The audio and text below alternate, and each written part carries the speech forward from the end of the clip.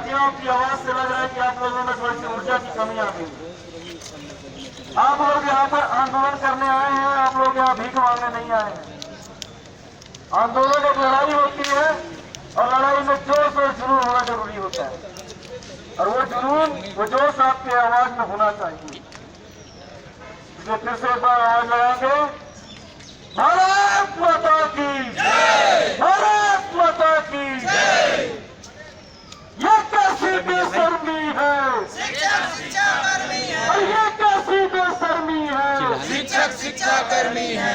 साथियों, आज छत्तीसगढ़ से जो एक आग लगती थी हर साल पिछले 22 सालों से, जिस आग में हमारे बच्चे स्कूलों में झुलस रहे थे, हर बार हर साल उनकी पढ़ाई का कहीं ना कहीं हमारे आंदोलन के चलते कुछ नुकसान होता है। हम इस साल चूंकि आगामी वर्ष में चुनाव है, इस बात को ध्यान रखते हुए हमको अपनी लड़ाई इस बार आर पार की लड़नी होगी, और आर पार की लड़ाई लड़ने के लिए हमारे पास अभी 3 से 4 महीने का ही समय है जिसमें हम आंदोलन कर सकते हैं। हमारी समस्याएं क्या है यह बताने की मुझे यहाँ पर आवश्यकता नहीं है, उसका समाधान क्या है यह भी किसी को बताने की आवश्यकता नहीं है। आवश्यकता है तो सिर्फ इस बात की कि उस लक्ष्य को प्राप्त करने के लिए हम किस तरह से संगठित हो, उस रास्ते पर हम किस प्रकार चले कि हमें हमारा लक्ष्य जो है सम्मिलियन जल्द से जल्द प्राप्त हो। इस सम्मिलियन के लिए हम आज यहाँ हजारों की संख्या में खड़े हुए हैं, लेकिन ये 1000 लोग छत्तीसगढ़ के 1,80,000 शिक्षाकर्मी परिवारों का प्रतिनिधित्व कर रहे हैं। और मैं एक बात अपने हर स्पीच में बोलता हूँ कि हमें मुर्दों की फौज नहीं चाहिए, हमारे लिए जिंदा लोग 2-4 काफी है। हमारे साथ जितने हैं यहाँ पर अपने आप में एक आदमी, एक शिक्षाकर्मी साथी हमारे 100 के बराबर है। और यहाँ से जाने के बाद अपनी एक टीम तैयार कीजिए। आप लोग जिस स्तर पर हैं, आप संकुल स्तर से लेकर के ब्लॉक और प्रदेश स्तर तक एक टीम तैयार करके सभी शिक्षाकर्मियों को संगठित करते हुए, और इस बार की लड़ाई आर या पार की होनी चाहिए, ये हर बार की लड़ाई नहीं। हम जो एक नारा अपने हर आंदोलन में बोलते आए हैं कि अभी तो ये लड़ाई है, आगे और लड़ाई है, ये आगे की लड़ाई अब मत बनाइए, इसको यही आखिरी लड़ाई है, ये नारा होना चाहिए हमारा, और ये बात हमारे दिमाग में बुझनी चाहिए।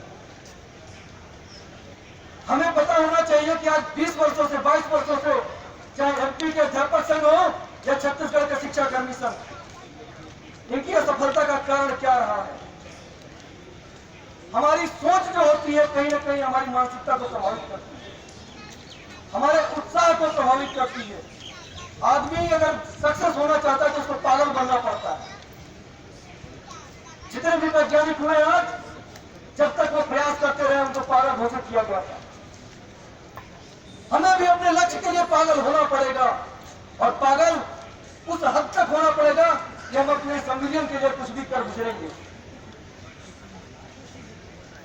अगर हम केवल ये सोचेंगे कि चलो इस बार आंदोलन करते हैं, 10-20 दिन जो होगा होगा, बैठेंगे आंदोलन करेंगे, सरकार को कोई फर्क पड़ने वाला नहीं है। पिछली बार इसी चक्कर में हमने 38 दिनों का आंदोलन किया है। पूरे भारत का एक ऐतिहासिक आंदोलन रहा है जिसमें लाखों की तादाद में शिक्षाकर्मी साथी हमारे आंदोलन में बैठे रहे। 38 दिनों के आंदोलन में हमने अपने 14 शिक्षाकर्मी साथियों को खोया, लेकिन किसी ने उनकी सुध नहीं ली कि क्या हुआ उनके परिवार वालों के साथ। सोचिए, अगर किसी घर के मुखिया जो कमाने वाला है, जो उस परिवार को चलाने वाला है, वो खत्म हो जाए तो उस घर की स्थिति क्या होगी? शासन ने ममता ने टीवी बंद कर दिया। मैं यहां से अपने प्रदेश अध्यक्ष से एक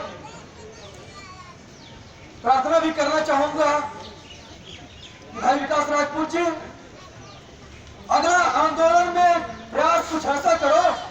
कि हमारे एक भी शिक्षा कर्मी साथी हमसे अलग न हो पाए, एक भी शिक्षा कर्मी साथी हमसे दूर न जाए, इस दुनिया से दूर न जाए। फायदा तो जिसको मिला वो ले लिया, लेकिन उस परिवार का सोचो जिसने अपना परिवार छोड़ दिया। आंदोलन में उसकी भूमिका और उसका प्रयास बेहद सराहनीय रहा, लेकिन वो उस लाभ को लेने के लिए जिंदा न रह सका। आगामी लड़ाई में भी इस बात का ध्यान रहे कि आगे आने वाली लड़ाई में हमारे सेना के एक भी सिपाही को खरोच भी ना आए और हम ये लड़ाई आर पार की लड़ाई बनाए। इसके लिए जो भी प्रयास हो, निश्चित रूप से उसकी अच्छाइयों और बुराइयों पर विचार करते हुए उसकी रणनीति तय की जाए। हमारे साथियों को बताना चाहूंगा कि हमारा संगठन केवल सड़क की लड़ाई में नहीं, अपितु भारत के संविधान में भी बहुत विश्वास रखता है। हमने इन बातों को ध्यान में रख करके जब हमारे छत्तीसगढ़ की सरकार ने अपने कार्यशैली में अंग्रेजी शासन की झलक दिखाई और हम शिक्षा कर्मियों को बांटने का प्रयास किया, तो हमारे नवीन शिक्षा कर्मी संघ के पदाधिकारियों ने माननीय उच्च न्यायालय बिलासपुर में इस भेदभाव के खिलाफ हाई कोर्ट में याचिका प्रस्तुत किया, जिस पर सुनवाई चल रही है। चूंकि हाई कोर्ट में और माननीय उच्च न्यायालय में प्रकरण जो चलते हैं उसमें समय लगता है, लेकिन कहा जाता है कि देर है अंधेर नहीं।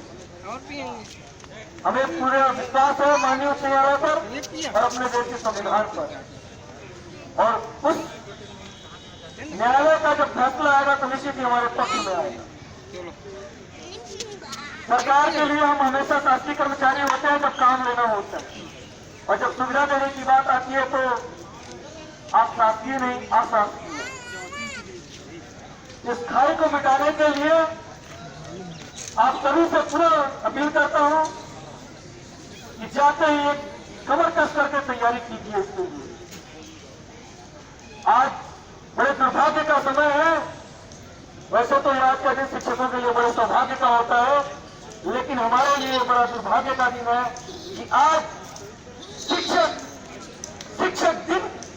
दिवस पर सड़क के किनारे बैठे हुए धूल खा रहे हैं।